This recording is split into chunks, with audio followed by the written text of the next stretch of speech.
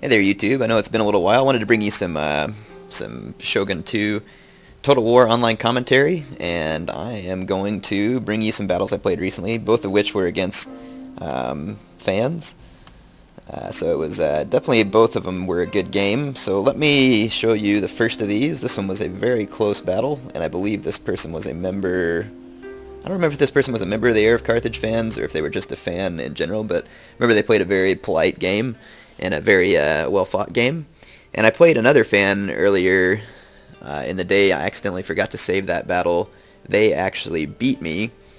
He was using a lot of lone swords, and I didn't really bring the best army for it, and then I made some mistakes there too. I've actually heard, and I don't know if it's going to end up being true, but I've heard that lone swords are about to get capped in future patches, which I think would be a good thing. I don't really want their statistics to be nerfed per se, but if there was a limit on how many of them you could bring, I think that would balance it out.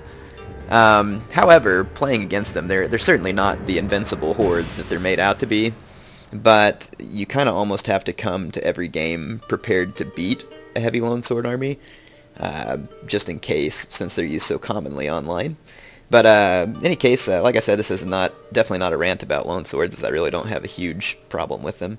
It's the matchlocks that I would really like to see capped. However, I mean, at the same token, they're also defeatable, but quite annoying. And I think we all know that they should definitely nerf the penetrating power of the heavy gunners, which I'm sure is in the works. So let's get started and take a look at the army that I brought.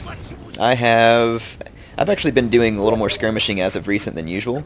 I have 3 bow units. 2 of them are bow warrior monks. It's a couple of my veterans. I have Whistling Pain Rain and Shinto Patchy bows, and then I have my DLC unit here. It's a Deku Samurai, or Deku, I don't know how you say it. I haven't changed their color yet. I need to. I don't really like that hideous duck egg blue.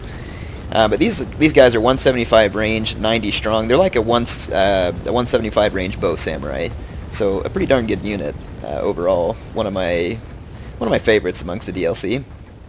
So I've got a Yori Ashigaru here on the flank. Or actually, this one's right behind my bow. So I've got 3 Yori Ashigarus right behind my bow.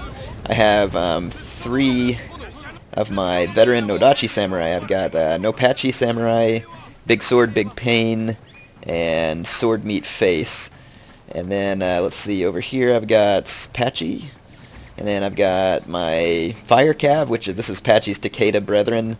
It's my Fire Cav unit. It's another DLC unit. This is a unit that came from the Takeda clan. And I've got another DLC unit hidden out here in the woods. This is the Matchlock Gunners, or the Mounted Matchlock Gunners.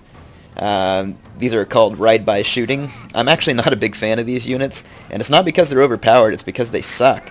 And you're going to see them suck here in a moment. So my opponent probably easily thinks he's going to win this with his Great Guard, and he probably will, and he starts to run away because he kind of sees that it's an ambush, but the Warcry and my Warrior Monk Cav wasn't ready. And then the crappy thing about mounted gunners is they have to freaking reload in the beginning of the battle before they can fire. So look at this, Air's Brilliant Trap.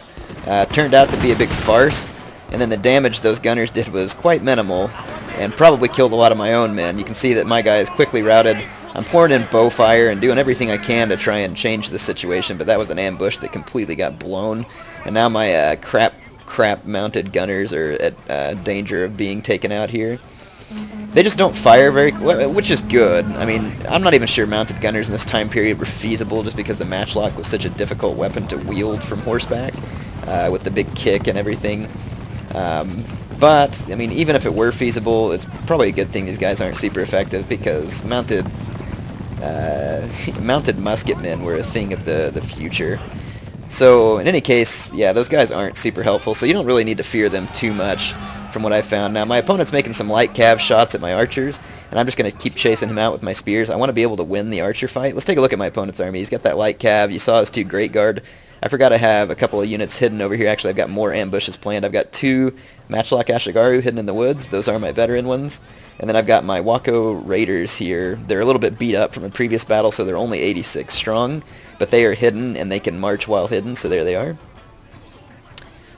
And, yeah, okay, let's take a look at my opponent's army. He's got 2 bow samurai up front for a skirmishing component, so I have a skirmishing advantage for sure. But he's got a lot of katana samurai. Let's see, he's got, it looks like 4 of them up front. All of them are veterans. And then across the back, he's got 4 more of them. So he's, or no. he's got 2 more on the back row. So he's got 6 Katana Samurai, 2 Yari Samurai, with pretty good upgrades as well. So my opponent's got the Yari Samurai to try and protect his general and his back lines, and he's counting on the Katana Samurai to be his knockout punch. And then he's got this light cavalry, probably just for harassment reasons, and his Great Guard obviously are meant for cavalry dominance. So I'm going to start the archery fight, and this will be a pretty handy win for me as long as I don't allow my archers to get hit by enemy cav. And here I see his cav coming, and I'm repositioning. I've also got my matchlock gunners behind my spears so that hopefully they can take shots. But look, these guys come within range, and the matchlock gunners don't do anything. They just sit there and didn't fire at all, which is pretty frustrating. So yeah, mounted gunners for the loss, I think, should be the term there. They're pretty, I don't know, these guys just don't seem to fire very good. I mean, like when you're playing Napoleon, now of course, again, like I said, the technology probably just wasn't present during this time period to really make this effective, but I still kind of expected these units to be like other matchlocks, which is pretty well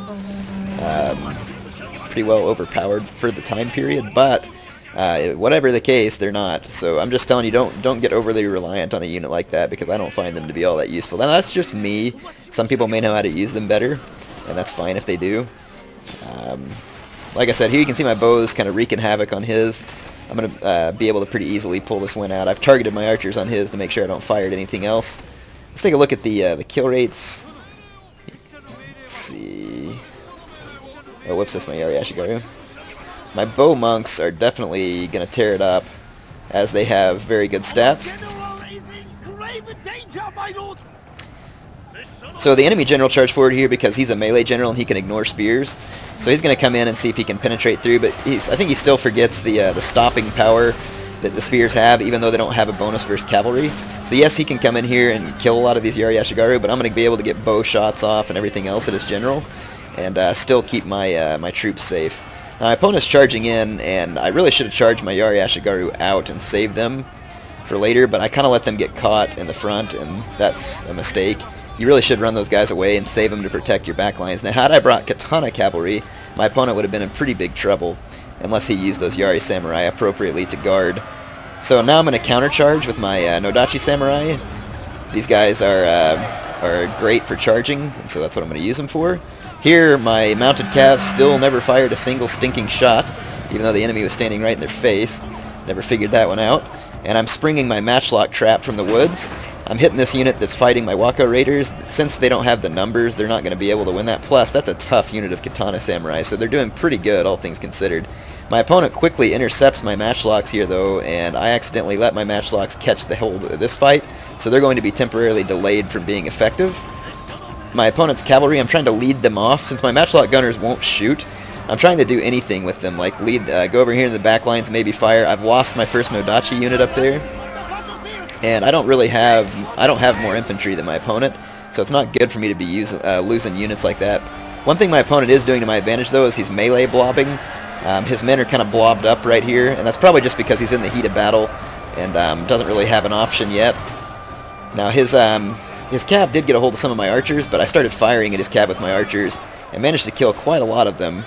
And I've got my general just down here that he never quite got a hold of either with his Great Guard. Now I am winning a little bit on some fronts. I am going to route his Katana Samurai back here, and as far as the trade-off in money goes, that'll definitely be worth it for me, you know, the Wako Raiders for that. And then I got these matchlock completely behind his lines now, and I just opened fire on this Yari Samurai unit, which is going to help break it quicker. And then I'm also hitting this Katana Samurai unit. So now he's got matchlock in his back lines, which is delaying some of his actions and becoming helpful for me. Now Apache's in stand and fight right here amongst my men, but my men are getting badly beaten just due to his complete numerical superiority. However, I did manage to lure his general out of the fight, and it looks like his general is dead, actually, because I don't see the little thing on top of there. And I've used that to lure his general away from the fight, and so hopefully that'll keep a good unit away from the battle. And because his general's not around, his men's morale begins to break. And even though I have few troops left, I have enough left to really damage his morale. But this fight is definitely not over. He's got bows back here. My matchlock are getting hammered by this this Katana Samurai that's just far and away superior to them in every respect except for having a matchlock. And I'm trying to rout them by shooting them before they can get to me, and hopefully I can be successful here.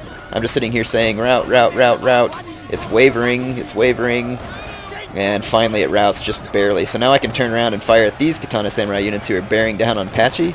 And all I've got to defend is a Deikyu Samurai, which I am shooting into that mix. But Patchy's right here too, and I risk hitting him. But I do have to go ahead and take the risk of turning these matchlocks around and routing the remainder of his infantry, even if it kills my own general.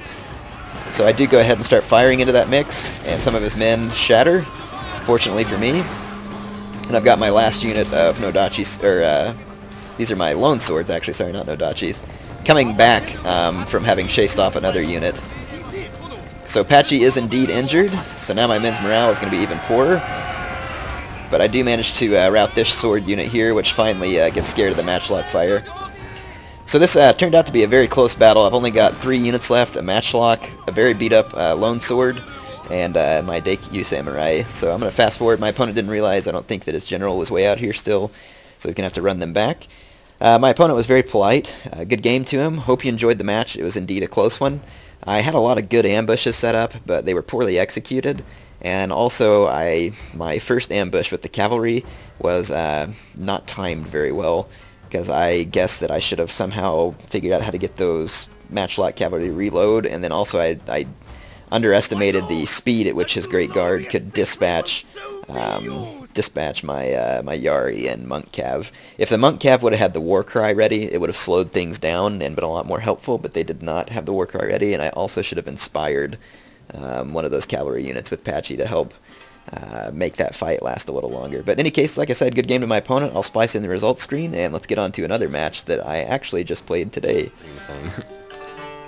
Yeah.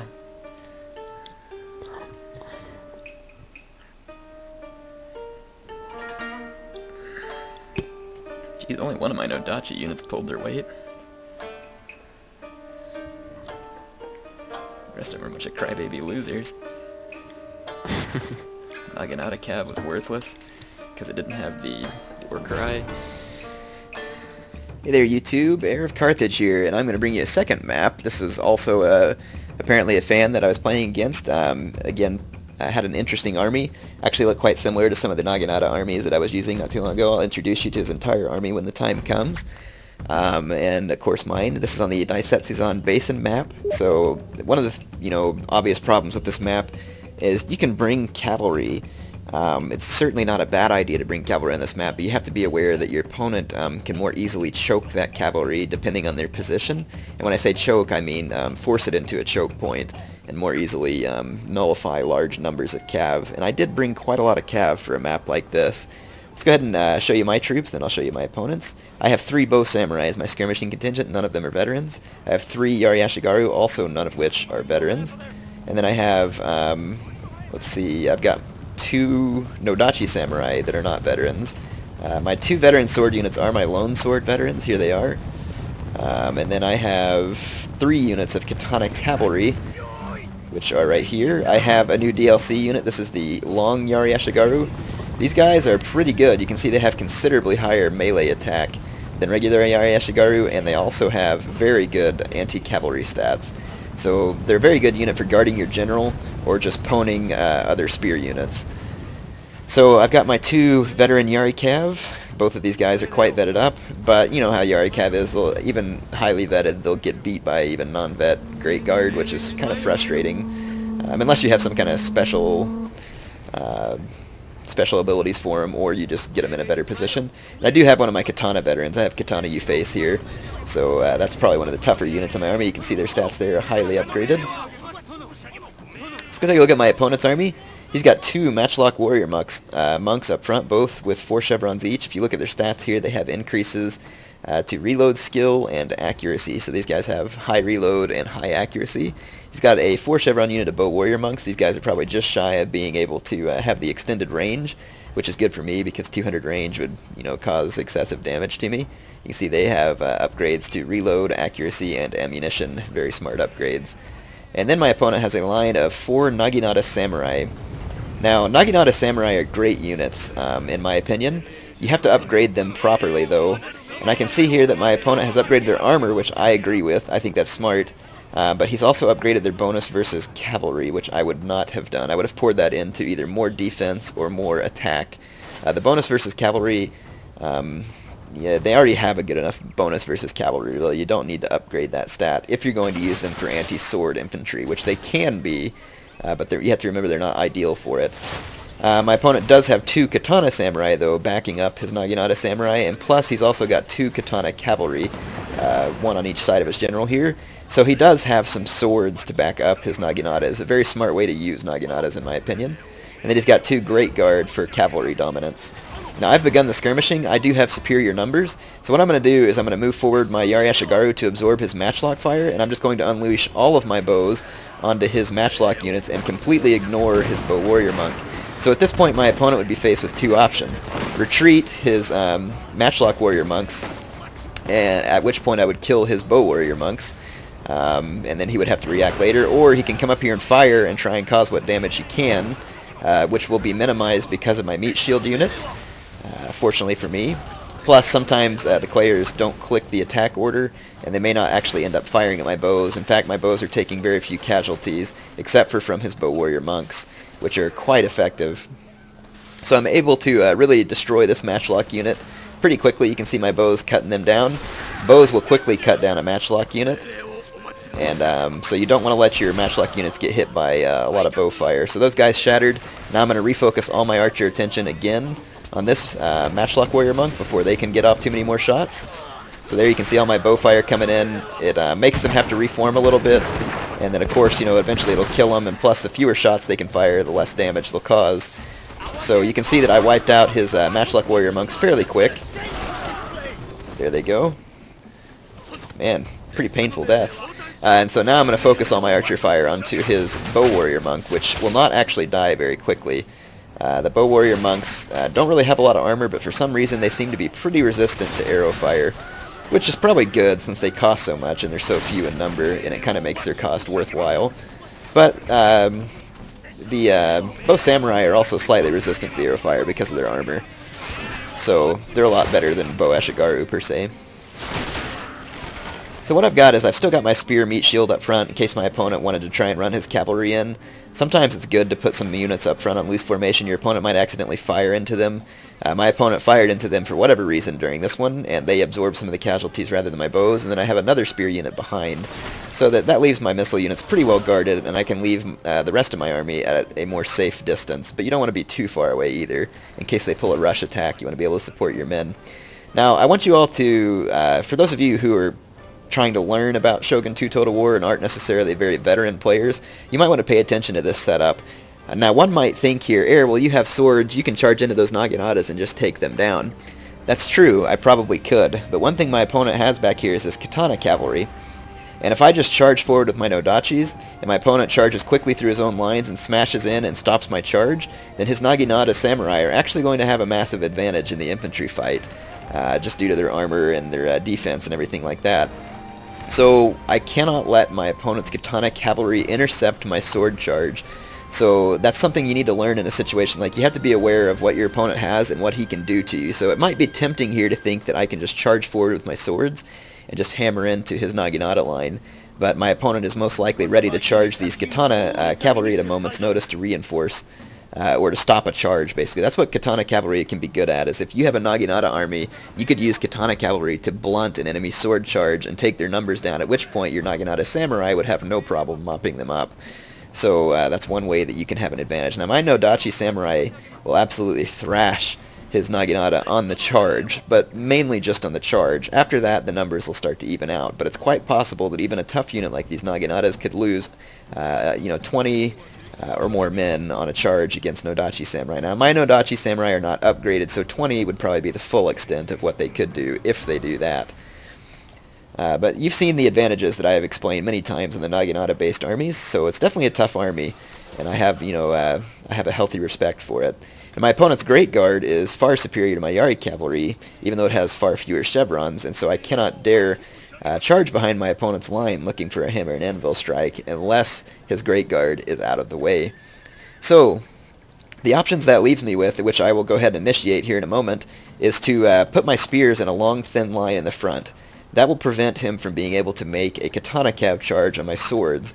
And what I'm going to do is move that line very close to my opponent's infantry line, and either he will charge me, at which point I will run the Yari Ashigaru back and countercharge him, or I will charge through my Yari Ashigaru and into his Naginata.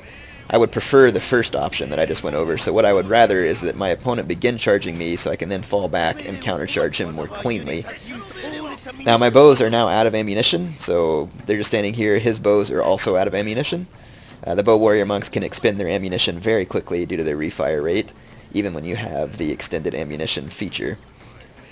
So the armies are all lined up. The stuff I just explained to you is actually kind of what I'm thinking about at the moment, so that's why you see some hesitation on my part, because I'm just making sure exactly how I want to do this and making sure that my plan is sound. Whenever your opponent isn't rushing you, there's really no need for you to rush either. You might as well go ahead and consider your plans, but neither one of us has missile units either to force the other one to attack.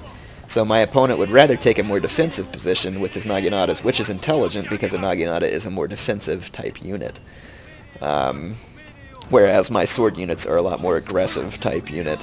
So he's definitely content, I think, in the position that he's in, and probably looking for an opportunity to make use of his cavalry. But anyway, you can see my spears all lined up here, and he is now bringing up 2 Naginata units in the front in a long, thin line. Again, this is probably his idea of absorbing a charge, and then reinforcing with his units that were not charged. The Naginatas have excellent stopping power and can stop all sorts of charges, infantry and cavalry included. So anyway, here I am moving up my Yari Ashigaru quite a lot closer to his lines. You can see there's now only a small gap between our infantry, and my Nodachi samurai are just behind my Yari Ashigaru is ready to charge forward at a moment's notice. Now, I was preparing to charge my opponent. I was thinking I would have to go forward, but here in a moment you're going to actually see that he makes the first move, maybe thinking that it's better that he go ahead and charge forward and get my Yari Ashigaru all caught up, and that if they were in the way, that would blunt the charge of my Nodachis. But I'm going to make a quick retreat with my spears here, try and get them out of the way, and you can see my Nodachi are going to come forward in the bonsai mode. Their charge is kind of slowed down due to the retreating Yari Ashigaru, but you can see that they still got about 15 kills on the charge, and over here they dealt a massive amount of damage. So you can see why my opponent was probably hoping to avoid a charge on my Nodachis, and you have to remember these Nodachis are not even upgraded. And when your Nodachi get a pretty clean charge, they will cause a lot of damage. So he's already got 2 Naginata units wavering by the time his others can reinforce. Now, I have my spear line now reinforcing where my general is at, and also very closely guarding the backs of my swords. So this is going to make it to where my opponent has to reinforce with his katana cavalry right in the center. And katana cavalry will still be fairly useful, but they're kind of minimized when they have to charge through their own men into your swords. So that'll definitely be a help to me. Now he does have his great guards in the midst with my Nodachi samurai, so I'll go ahead and reinforce with another lone sword. I'm going to start moving my long Yari Ashigaru around the flanks, and they kind of make a cover for my Yari Cav, who are now making a break for it. And I am also going to make a break for it with my Yari Cav on the other side. But my opponent's Great Guard is definitely not dead, and they're just going to disengage and chase down my Yari Cav units, and here he catches this unit. And my other unit, I am microing it away from his Great Guard since they are faster. Here he's doing what I expected, which is to finally commit his katana cavalry, but since they hit the backs of their own men, it will at least take away some of their charge effect. And I'm going to reinforce with my spears here. And my long Yari Ashigaru are going to get over here and help take out this Great Guard unit. You can see that they're extremely effective versus Cav, and they'll quickly massacre this Great Guard unit. With a bonus versus Cav of 30, you cannot stay engaged with these guys for long. Now my opponent is cyclo-charging with these katana Cav. That's probably a good move. Now over here we have a big infantry blob, and it is just an absolute grind fest right here, which is very close between our two armies. But over here on the other side, I am clearly winning. My lone swords have broken through, and then also over here I've dismounted 2 of my katana cavalry and charged them into the melee fight to help hold the line, and I have one last unit who is still mounted here. My opponent's general is now in danger. I have a katana cav unit, one of the ones I dismounted. They're going to come fight him. They would do better on horseback, but they'll do pretty good on foot versus this general unit too, just because their stats are similar, and they're higher in number than the general. So you can see they're already causing damage, and my Yari Cav managed to outrun that Great Guard back there and come back for a charge. So here they are. They're going to charge right through that Bow Monk unit and try to get to the enemy general.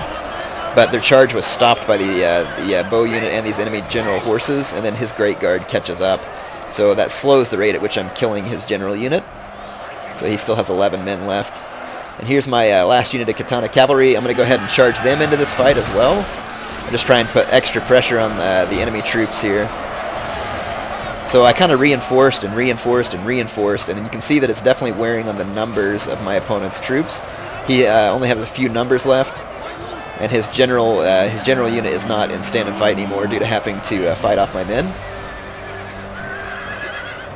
There's one of my is that my Yari Cav? No, that's one of his Great Guard making a cool kill on one of my men before it routed. So you can see that was another fairly close battle. I did end up with quite a few men left in the end, but I also fielded a lot more men than my opponent, and he actually killed more men than I did. So a very good game to him. I definitely enjoyed that one, and I really appreciate these people that I run into online that, and I'm not saying people have to like grovel to me or something because I'm the Eric Arch. I don't think I'm anybody special, but I just have to say thank you though to the people that I meet online that are very polite to me and then very friendly in the games, and it makes it extremely nice for me to be able to go online and not have to like play people all the time who are like out to prove something, like, I'm gonna beat this Eric Carthage and then give him a lot of crap, because I do get beaten. You know, obviously I don't have a perfect record. That can be seen on my stats. And so I just, I appreciate people that are kind, and I'm also thankful that people enjoy my videos, and I appreciate your viewership, and hopefully I'm making videos that you like. I always do my best to try and deliver something entertaining, and sometimes maybe you have to wait for your favorite type of video, but I'll try and get them out there. Speaking of favorite types of videos, I know some of you want to see some other Total War games, so I am probably going to smatter in a couple of online battles from the older Total War games very soon, and I also hope that you'll enjoy that. So Eric Carthage signing off for now.